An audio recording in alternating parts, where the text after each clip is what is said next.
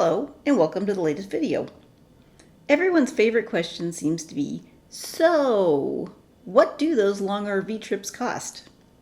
We do two different types of trips. One involves moving fast and never spending more than 2 to 3 nights at one destination before moving on to the next. The other consists of slowing down and spending a month in the same place.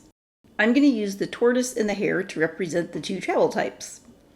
Our last trip involved 3 weeks of fast travel, followed by a month in one place, so it's a great opportunity to compare the cost for the two travel styles.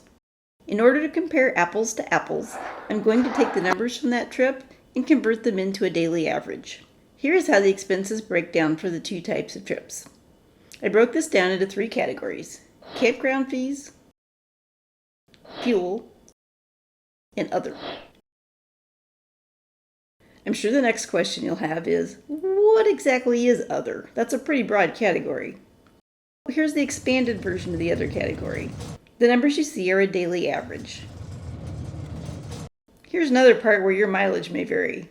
I think most people go to restaurants much more frequently than we do when they travel. We're far more likely to be having picnics out in the forest. Most of the restaurant money involves treats. We frequently stop for ice cream or swing by a bakery and get a cookie. Another category where we don't seem to be normal is laundry. I've watched YouTube videos from other RV travelers talking about expenses, and they seem to be spending far, far less on laundry. I don't think I want to know what the other RVers are doing. By the way, if you're looking for a special gift for your favorite RVer at Christmas time, get them a roll of quarters. They'll appreciate it. Our daily average for slow travel was $95. And the daily average for the fast travel was $161. These numbers certainly make it apparent that it is shockingly expensive to travel fast. But why? What component of travel inflates the number? In short, all of them. Here's 4 reasons. Fuel costs more because the only time we're simultaneously driving both vehicles is when we move from one campground to another. Admission fees rack up because if you're only in an area for a day, you want to see everything. So you might go to more museums and state parks and pay more admission fees in a single day. Groceries and restaurants cost more because when you spent all day trying to see everything in the area, you're too tired to make dinner or go grocery shopping. So restaurants and convenience foods start to look more attractive. Campgrounds usually charge a high daily rate and discount, sometimes substantially, for weekly or monthly stays. There's one other interesting piece of information about monthly stays at campgrounds.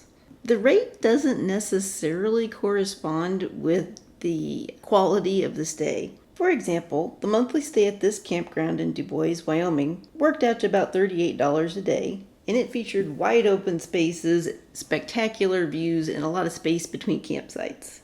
The monthly rate at this campground in St. George, Utah was considerably less, and it worked out to about $28 a day. It had a pool, hot tub, pickleball courts, and nice laundry facilities. Both of the campgrounds I just showed you were about an hour and a half drive from a national park.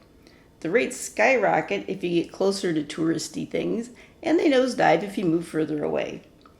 In fact, for this campground, which was not in a touristy area, worked out to about $15 per night with the monthly rate. You might also be wondering, who won the race for the best possible vacation, the Tortoise or the Hare? We enjoyed both parts of the trip immensely. We couldn't pick a favorite, but the budget had a definite opinion, and you can be expecting to hear about more trips that involve staying somewhere for a month. Paul's got the tools, yeah, he's the jack of trades. Wendy's grabbing snapshots in the gold.